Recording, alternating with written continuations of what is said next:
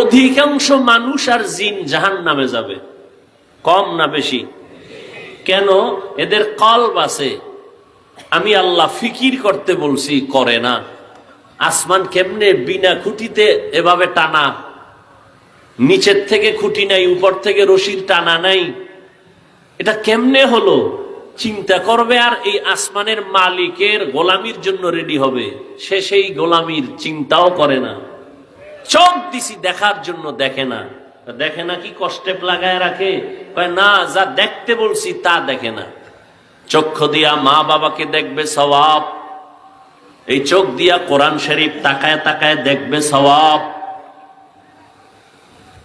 এই দুটো চোখ দিয়ে আল্লাহর ঘর বাইতুল্লাহ তাকায় দেখবে, সওয়াব।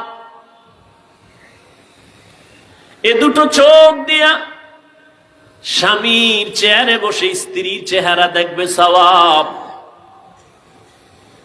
এই চক্ষু দিয়া আল্লাহর কোরআনের ধারক বাহক উলামায়ে আহলে হকের চেহারা দেখবে, সওয়াব। সময় পায় না দেখার, সারা রাত মোবাইলের দিকে তাকাইয়া কবিরা গুনাহ করে করে রাত কাটায় দেয়। আছে না নাই? কড়ায় গন্ডায় হিসাব হবে, কত ধানে কত চাল। কি দুনিয়ায় যদি 20 বছর 15 বছর পর বিচার হয়, আল্লাহর আদালতে হতে পারে না? হ্যাঁ, রেডি থাকেন সবাই। অমুকের বিচার চাই, অমুকের বিচার চাই। আল্লাহ বলেন তোর বিচারও হবে, তাও এমনি না, জোরে না, সাক্ষী লাগবে। সাক্ষী রেডি করে আমি বিচার করব। দুনিয়াতে তো সাক্ষী টাকা খাইয়া ডান বাম করে, আল্লাহর আদালতে ডান বাম নাই। হাত সাক্ষী দেবে, ঠোঁট সাক্ষী দেবে, কান সাক্ষী দেবে, চোখ সাক্ষী দেবে। পালাবার কোনো উপায় আছে? আল্লাহ সবাইকে কবুল করেন। বয়ান হওয়া না হওয়া, ভালো খারাপ সব আপনাদের উপরে নির্ভর করে। বক্তার কোনো ক্রেডিট নেই। যত বড় শিক্ষিত বক্তা হোক আর যোগ্যতা সম্পূর্ণ হোক, বয়ান ভালো হওয়া না হওয়া শ্রোতাদের অন্তরের মোহাব্বতের উপরে নির্ভর করে। অতএব আপনারা যদি ধৈর্যের সাথে বসেন, দোয়া করেন, তো কিছু কথা বলবো ইনশাআল্লাহ। কপাল যেন পুড়ে না যায়। ঘরে আগুন লাগলে আবার নতুন ঘর করা যায়, কপালে আগুন লাগলে আর জোড়া লাগানো যাবে না। বহু ভালো ভালো সন্তান পাগলায় রাস্তায় ঘুরে অর্ধুলাঙ্গ, মা বাবার সাথে বেয়াদবি করার কারণে। বহু ছাত্র রাস্তায় ল্যাংটা হয়ে পাগলের মতো ঘুরে শিক্ষকের সাথে বেয়াদবি করার কারণে। বহু মানুষ পাগল হয়ে ঘুরে আলেমদের সাথে বেয়াদবি করার কারণে। আল্লাহ হেদায়েত দান করুন। আর কিছু যুবক আছে, এরাও পাগলায় রাস্তায় অর্ধুলাঙ্গ ঘুরে গেমস খেলার কারণে। নাই? অতএব যারা ওয়াজের নাম নিয়ে আসিয়াও প্যান্ডেলে ঢুকতে পারে না, দোয়া করি আল্লাহ তাদের হেদায়েত দান করুন। আর একদল প্যান্ডেলে ঢুকছে, কিন্তু এরপরও কপাল পরিপূর্ণ ভালো না, কারণ মাঝখানে মোবাইলের পর্দা লাগাইছে, কলবের দরজা বন্ধ করে দিছে। আছে না নাই? হ্যাঁ, এত সুন্দর আয়োজন, কত আলেম ওলামা আল্লাহওয়ালারা বসা। একজনের আমিন কবুল হলে সবার আমিন কবুল। উচিত একজন জ্ঞানী বান্দা বসার পরে মায়ের জন্য, বাবার জন্য, দেশের জন্য, পরিবারের জন্য, ব্যবসার জন্য, অসুস্থ রোগীদের জন্য দোয়া করে এরপরে বিদায় হবে। কিন্তু কপাল খারাপ ওই বান্দার যে এই বরকতি দোয়া ছেড়ে চলে যায়, ও নিছক কপাল পরা ছাড়া কিছুই না।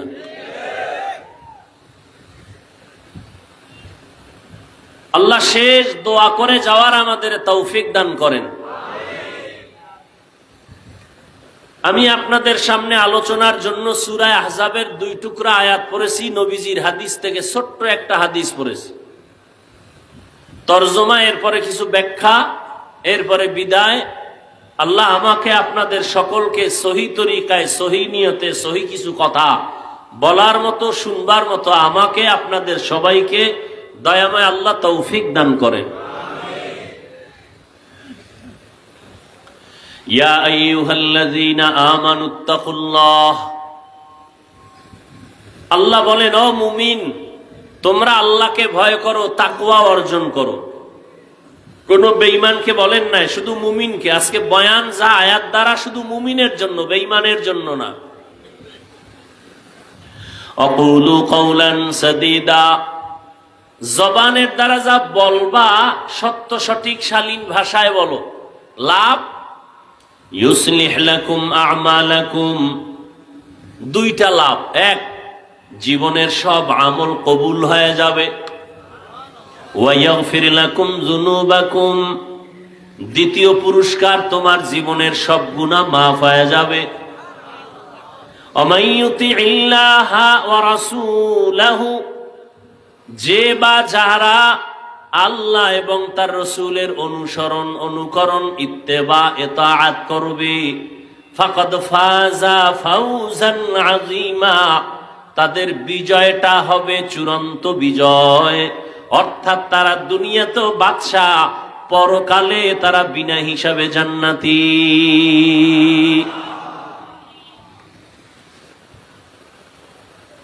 এবার আসেন হাদিস। قال النبي صلى الله عليه وآله وسلم من يزمن لي ما بين لحييه وما بين رجليه أزمن له الجنة। পয়গম্বর বলেন, হে উম্মত, আমি তোমাদেরকে চ্যালেঞ্জ দিলাম, দুইটা জিনিস যারা হেফাজতের জিম্মাদারি নিতে পারবা, আমি নবী তোমাকে জান্নাতে নেওয়ার জিম্মাদারি নিব। কয়টা জিনিস? দুই জিনিস হেফাজত। এই ভাই, কষ্ট হয়? ওয়াজের আয়োজনের সব কাম শেষ, শুধু মোনাজাতটা বাকি। কষ্ট দিবেন, কষ্ট করে আসছি, যদি মূল্য না দেন, রিজিকের মালিক কি আমার এই ওয়াজ? কোন বান্দা, কোন নেতা, কোন নেত্রী? কে? গর্তের পিপিলিকারে কে খাওয়ায়? কোটি কোটি জঙ্গলের প্রাণীকে কে খাওয়ায়? উড়ন্ত আকাশের মধ্যে পাখিগুলোকে কে খানা দেয়? ওরা দামি না আমরা দামি? তো ওদেরে আল্লাহ খানা দিতে পারলে আমাদেরে পারবেন না?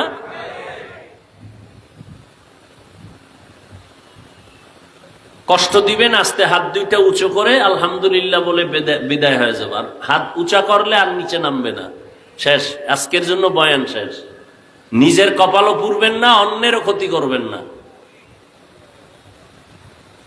ভালো হইতে বহু সময় লাগে, কপাল পুড়তে 1 সেকেন্ড লাগে না।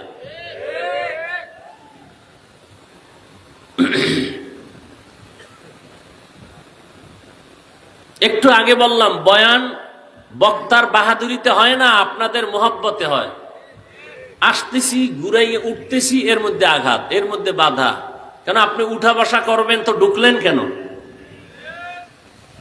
আপনি বাহিরে দাঁড়ায় বয়ান শুনেন, মাইক দেওয়া আছে বহুদূর, ডিস্টার্ব করেন কেন? নাটকের মঞ্চ মনে করতেছেন, যাত্রার প্যান্ডেল ভাবতেছেন,